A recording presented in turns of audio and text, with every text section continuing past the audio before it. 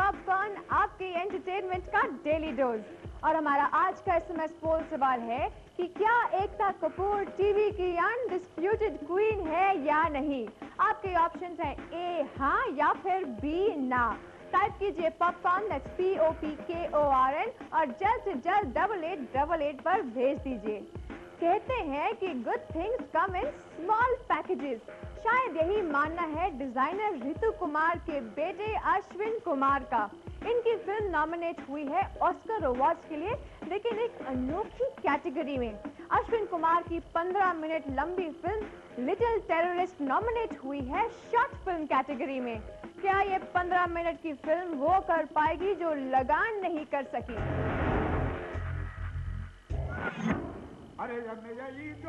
2004 के Oscar awards के short film की कैटेगरी में first time producer director Ashwin Kumar की 15 मिनट की फिल्म लिटिल टेररिस्ट को नॉमिनेट किया गया है। इस फिल्म की कहानी है एक छोटे बच्चे की जो अनजाने में बॉर्डर क्रॉस करके पाकिस्तान से इंडिया पहुंच जाता है।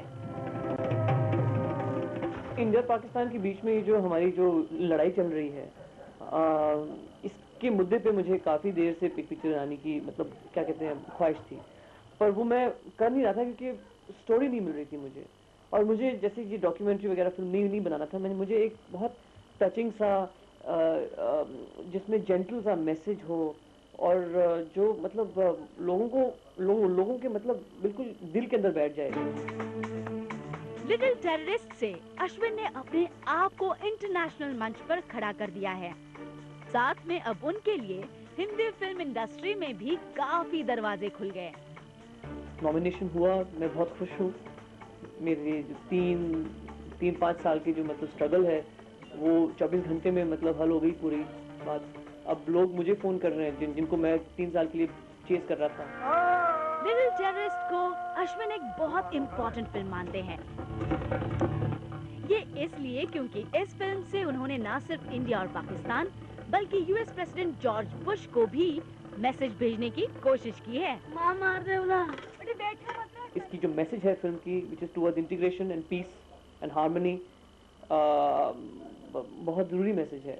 आज के अमेरिका में कोई जेंटल आवाज भी चाहिए, तो ये वो एक जेंटल आवाज।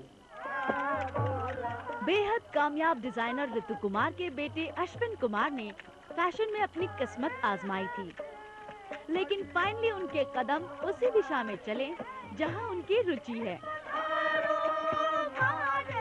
इस लिटिल फिल्म से अश्विन कुमार बड़ी कामयाबी की आशाएं रख रहे हैं।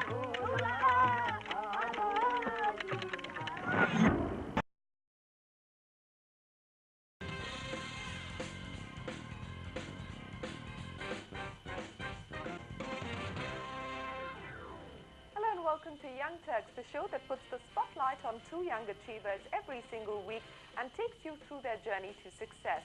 I'm Shireen Bhan, and joining me in Mumbai is Anita Balagopalan. Hey Anita. Thanks Shireen. Brinda Rajgarhia always wanted to move away from the family business and turn entrepreneur. That ambition has been satisfied with Sweet World, her chain of candy stores across the country. We'll speak to Brinda about her sweet dreams, but that's later on the show. For now, it's back to Shireen. My guest today is an Oscar-nominated filmmaker who's always wanted to tell Indian stories, but with an international appeal. Bollywood is certainly not his calling, and crossover films are passé as far as he's concerned. Bend It Like Beckham is a chick flick, says Ashwin Kumar. Catch up with this 33-year-old filmmaker on Young Turks today.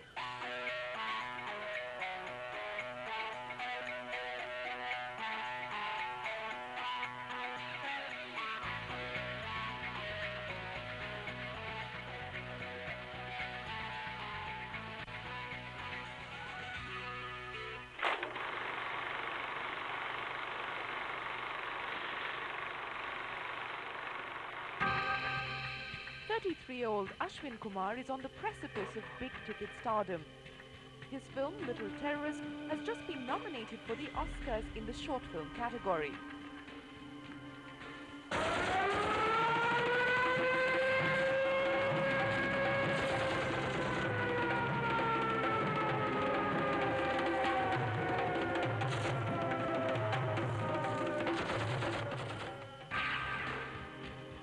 no accident, nor is it chance. Getting to the Oscars and hitting the international festival circuit has been part of a carefully crafted strategy for this young filmmaker. His love affair with celluloid began with theatre, which led to a short entrepreneurial fling with advertising, then an aborted filmmaking course in London, and finally a eureka moment in Cannes, which set the ground for where he stands today. Was it a conscious decision on your part to actually target the International Film Festival circuit and make that sort of a film? Yes, Yeah? absolutely, absolutely. I mean, I am inspired by the cinemas of Iran and of Mexico and of China and Japan, and all of these wonderfully exciting contemporary cinemas, new exciting directors, Amores Perros, Itu Mama Tambi, and these wonderful films, which have both a commercial logic as well as a very sound artistic sort of underpinning, and they are really breaking cinematic boundaries.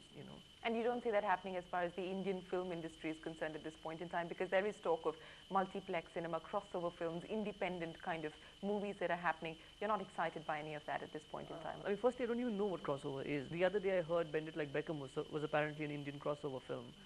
Neither is it Indian and nor is it crossing anywhere. It's got nothing to do with India. Is that what sets you apart, because your stories are Indian in their essence? I suppose this recognition is vindication of that, is make an international cinema which is very local. So nothing for you happened by accident. It was all carefully planned and strategized, It right? was planned, yeah. But I mean, of course, you innovate, but you plan. You try and plan it. I mean, I didn't plan the Oscar, but I had a case scenario that suppose we get nominated, because it was quite clear that after You were already thinking in terms of if I get nominated. No, I wasn't thinking in terms of what's going to happen if I get nominated. But my thing was, see, and I never look at the best case scenario. I always look at the worst case scenario. So the worst case scenario for Little Terrorist would have been that it would have done the rounds of a few festivals and not done anything. So I was planning along those lines. Are you disappointed by the fact that people don't even get to see your work in India? Little Terrorist hasn't been seen in India as yet. No, it isn't. But it might just do now after the nomination. I mean, I'm in talks with a distributor. Even if I have to give the film for free, if somebody is willing to screen it somewhere, I'll be happy to have that happen. Well, talking about commercial success of Indian cinema, do you think Indian cinema, when it comes to shorts, will actually do better on the international circuit as opposed to the sort of long, 1.5 hour, 2 hour features that we come out with? I think there is a certain indulgence of time that the Indian audience is willing to give its filmmakers. I think short should become the rites of passage of any sort of aspiring filmmaker who hasn't really made a mark, because it gives you the opportunity to really test yourself. And I mean, how do you handle a crew, and how do you get your story out in spite of the fact that tents are burning down and landslides are happening, or your lead actors are breaking their arm, or I mean, of the sort of horrific things that happened on both my film. And of course, the minute you call cut, then of course the diesel guy is coming up to you and saying diesel khatam ho gaya, and the other fellow is coming up to you saying ki saab ji uska wo pair toot gaya to wo gaadi nahi jala sakta, and all that kind of stuff, and you're sort of deluged by this sort of production hassle. But while between action and cut, that's when you're making a picture. So you got to just switch off everything else in your head and just do that. Road to Ladakh was his first big project, and putting it together was quite an act of faith. With virtually no funds, Ashwin decided innovation was the need of the hour. So he posted his script on the net and put together an eclectic mix of cast and crew virtually for free. I put up a notice on a website called shootingpeople.org, which is basically a place that starving independent filmmakers sort of congregate online and have a cup of coffee watching. So on a cold November morning in 2003, my crew, what was going to become my crew, opened this email which said basically, look guys, I can't pay you, I can't pay your fees, and I can't pay your airfare, but here's my script, and if you like it, write back with your resume. And so to my shock, there was a resume piled up that high on my table, and I had the luxury of choice. I mean, I could actually choose a crew who were willing to come and work for free and fly down to India. And that's been repeated for Little Terrorist as well, the same strategy. Yes, I mean, this story was Little Terrorist, but Road to Ladakh was put together very much the same way. What was the catalyst for Road to Ladakh? What made you actually put pen to paper and get it out? Mundane catalyst. I went to Cannes in 2002. I had a script in one hand and a little promotional leaflet in the other, and nobody wanted it. I mean, come on, like in a market of thousands of people, this is sort of the mecca of international filmmaking, and you're walking around, and every producer you go to doesn't have time to even talk to you. There were people. There was a guy who actually took my script and flung it across the room like that. What does that do to you? What does that do to somebody's confidence when you're just kind of starting off and trying to establish yourself in what could hopefully be a lifelong career for yourself? I mean, obviously your first reaction is that of indignation and a certain amount of resentment and, you know, frustration. But then you go back and, you know, like I went off for a little road trip into Italy, and I was thinking about what, why and what and how should we, you know, and I was like, okay, next time I come back here, you know, I've got to have a film, you know. And that was the decision that really was a catalyst to quit film school, invest the rest of the course fees, which was quite substantial, you know, into a picture.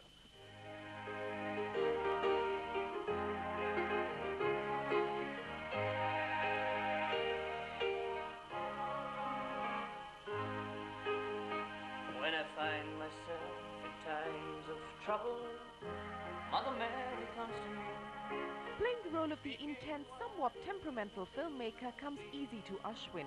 When he's not trying to create magic on screen, he's busy trying to strike a chord with music, an important element in all of his films. Speaking words of wisdom, let it be. So what's the road ahead? A possible Oscar, a remake of Road to Ladakh, but with a sexier title, and maybe a big international venture with a big Hollywood star. An answer, let it be. So what's next as far as you're concerned? Because we've just seen the Schwarz team kind of camping there, you know, doing the rounds for the Oscars. Unfortunately, they're now out of the race. Are you planning to do something like that? So you can't really go out there and force, you know, make them watch just your film and go and vote for just your film. Sure, but you can create a buzz and you can create... You can create a buzz. How they vote is not up to us, and we cannot compete with Aviator in terms of publicity and all of that stuff, of course. What's in the future now? I believe you're already working on The Forest, and you've decided who is going to be starring in that. You've got the little boy from Little Terrorist and Irfan Khan. How far have you actually gotten with that? Well, pretty much it's there. I mean, I've done a recce, and we've earmarked our crew, but then we stopped at that point because, of course, we didn't have finances to move beyond. Is money coming in now? It is, yeah. So that's one project in the pipeline. You talked about a second one. What's that? The remake of Road to Ladakh. Why a remake? In Cannes, when Judith saw the film, she and I started talking about it, and we were like, you know, this could be a great story if we just change the Indian girl protagonist into an American journalist. So is it going to be called The Road to Ladakh, or is it going to be Well, called it's something tentatively else? titled Road to Ladakh. I have to come up with something sexier. So when are we actually going to see that movie? We are trying to get a very big American star involved in it. That's the only way it's going to get financed, to be honest. Is that the category of, you know, Catherine Zeta-Jones and Julia Roberts? Is that how big we're talking, or is it? You may say that. I can't possibly comment. Well, that was our Oscar hope for this year, Ashwin Kumar. Here's wishing him all the very best. On that note, we'll take a short break on Young Turks, but Anita will be back with another young achiever. Stay right there.